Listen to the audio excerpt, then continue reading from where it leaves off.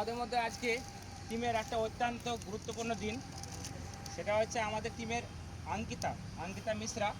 সে সিআইএসএফে চাকরি পাওয়ার পর সে সফলভাবে ট্রেনিং কমপ্লিট করে আবার সে আমাদের টিমের মাঝে ফিরে এসেছে। তাই আমরা সকলে আমাদের টিমের তরফ থেকে ফুলে তোড়া দিয়ে বরণ করে নিচ্ছি Ankita Mishra. Thank you sir. এবং তার মাঝে আমাদের মেয়েদের মধ্যেও বরণ করে নেবে বর্ষা।